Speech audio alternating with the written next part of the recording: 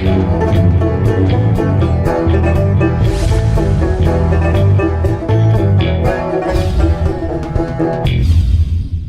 I'm the DeadwoodJedi, and today's video is going to be a little bit different from my usual fare, as we're going to be covering Dragonheir Silent Gods, the sponsor of today's video.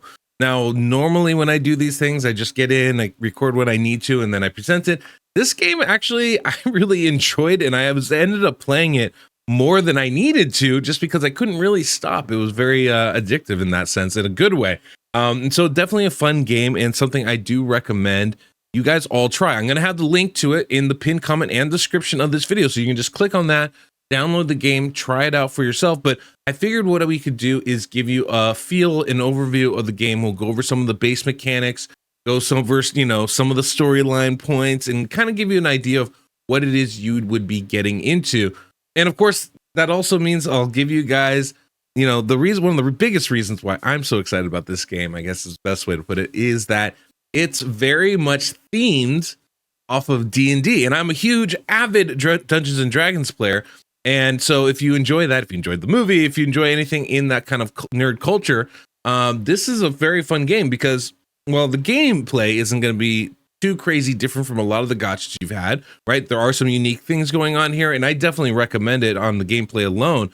But what's fun is it has that kind of medieval fantasy theme going on in it, that vibe of D&D, which is very prevalent in the game. There's a lot of D20s, there's a lot of like D&D style mechanics within it, and definitely some fun, not to mention some Easter eggs of like, enemies and stuff. There's a roper in here, the Feywild, etc. So definitely I've recommend this game. But let's first off, let me show you a little bit of the gameplay. We'll go over the overview, walk through it a little bit, and you guys can decide for yourselves. The story starts off without memory. You were sent to this underworld of sort by the Dragon Queen, and your soul is ripped from your body. So part of what you're trying to do is regain your memories, regain your soul, and escape from this place. And this whole area is obviously a tutorial where you get to learn the basics of going into town, talking to people, doing combat, all that fun stuff. And it's not obviously super difficult, but once you beat the tutorial part of this intro area, then the entire world opens up to you, and it is a massive world. It's this kind of open world map, which gives you a lot of freedom as far as where you would like to go and how you'd like to explore. Now, obviously, there are dungeons within here, right, where you can go fight goblins for XP or different areas for different types of loot. But in general, it's a lot of big open world where you're traveling around. And one of the underlying things that makes this game so great is there is this very D&D-esque story, right? This real intricate, mythological, fantastical story going on. And it starts off in that tutorial world where you're trying to reclaim your memory and your soul. And that leads directly into the main story here. Now, I don't even know how far this goes. I've only been able to do a little bit of it, where basically you have the woods are alive and attacking you and the people. I don't want to get into it too much more because I actually find the story pretty interesting. But, there is that kind of driving narrative behind everything, which also means that your interactions with the people in the land is going to have some interesting dynamics, and you're going to be learning a lot of the story. So that to me is very fun, right? You have these different races of people, right? There's dwarves and elves and halflings and all sorts of stuff kind of mixed around in here. And so, you travel around and kind of, do these little side quests that come up if you want. You can do the main quest, but the great part is because it's open world, you can kind of go wherever you want along the way. Now, don't get me wrong, it's still a gacha game, right? You still have all these champions that you're trying to collect. And the cool part, I think, actually, is one of the most fun summoning mechanics they have is because you roll this D20 and you see what kind of champions you're going to get. And you can kind of tell by the color of the statue as it glows up if you're getting a legendary or an epic or a rare champion, which is very fun. And so, yeah, there's definitely a ton of champions that you can pull out of this, which gives you some flexibility as far as how you're going to build your teams. And that is one of the best parts about this. As far as the strategic sides of things go, not only do you have this physical battle map where placing your champions in different areas is going to affect the battle itself, but on top of that, you have these elemental combinations, right? So you have 6 elements, and each one of them is paired with another one, and those pairings basically act as the same, right?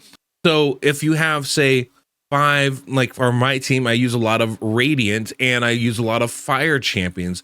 By putting those champions together, I get these combination bonuses, right? So I have 3 champions of the same paired elemental affinity. They get a bonus to attack and defense. If I have 5, they get a bonus to their elemental damage, and I usually roll around with 5 just to make them a little bit stronger.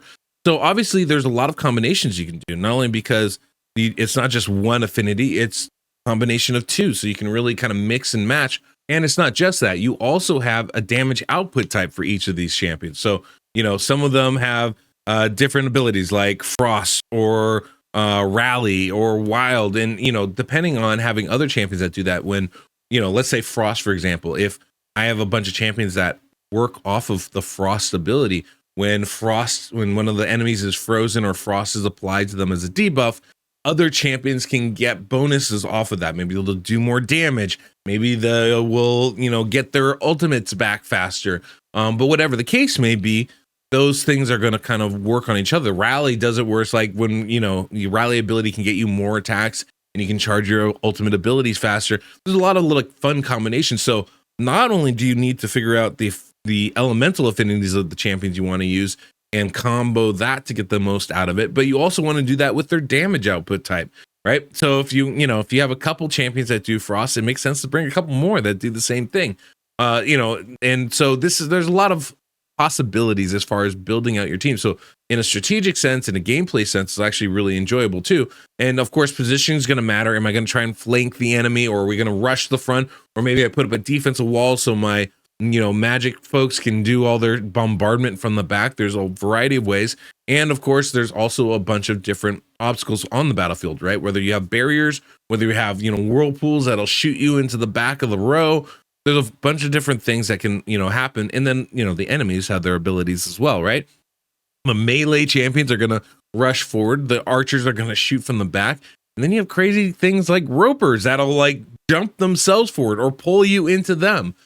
So there's a lot of possibilities on how this game works. And I think that makes it a lot more enjoyable, the fact that it's not going to be stagnant and stale. So when it comes to strategy, we've got damage output type, we've got the elemental affinity, we've also got positioning that going on. But of course, the biggest thing is going to be the champions themselves, right? Not only are there a bunch of different champions you can pull with a bunch of different rarities, but we've got, the ability to see how many stars they have and can we star them up? What level are they? Can we level them up? Making them, I think, increasing their potency, basically like ascending them and, granting them more powers along that way. Not to mention we have to get their skills leveled up. There's a lot of stuff that kind of goes into this, and all of those things can really, affect the way that the fight goes for you. So there's a lot of customization options, a lot of strategy that goes into just the gameplay itself. But of course, my favorite part has nothing to do with any of that. My favorite part are the D&D parts where you can do things like pickpocket somebody and roll a D20 and see if you can grab something. It's a cool mechanic, right? And you like have a timer. You can try again and again, but every time you fail, a timer goes a little bit faster. So you can only do it really so many times. And one of my favorite things is like I can actually customize my champion, right? So like mine's a half elf named Skylar. He's a actor. I gave him that profession and I bumped his charisma up. So he's very charismatic. So like, I'll try and steal stuff, but I'm not always successful, but I can talk my way out of it even when I fail, at least most of the time. So there's a lot of fun customization options and RPG elements. And by the way, that champion, he's my best character in the game, right? Like I actually use him in my battles and I can make his affinity, his elemental affinity, any of the other ones that I really want to. So there's a lot of customization abilities here and options available to you, which I think is obviously, one of the best parts of this game. So that to me is really enjoyable. The D&D elements adds this flavor and vibe that you just don't find in a lot of games. The story element is another part of that, where just moving around, you're always going to be finding something to do, something that's going to grab your attention and keep you entertained. So anyway, Dragonheir Silent Gods, I think looks like a very fun game. So I do recommend giving that a shot. If you're interested, you can download it by using the link in the pinned comment description of this video. It's out for pre-registration and closed beta right now. So feel free to go ahead and use those links and download the game. I mean, who knows? Maybe you'll roll a nat 20. You'll crit on your chance to do well in this game. Or don't fumble. You know, the only way you would do that is if you rolled nat 1. The only way you do that is by not downloading the game at all and giving it a try. I don't think I have any other good D&D puns going along here. You know, it's not a mimic. Open this treasure chest. It won't eat you. That's about it. Okay. Anyway, guys, thanks so much for sticking around. Yeah, Dragonheir Silent Gods. Go ahead and click that link. Download now. Until next we meet on the Deadwood Jedi.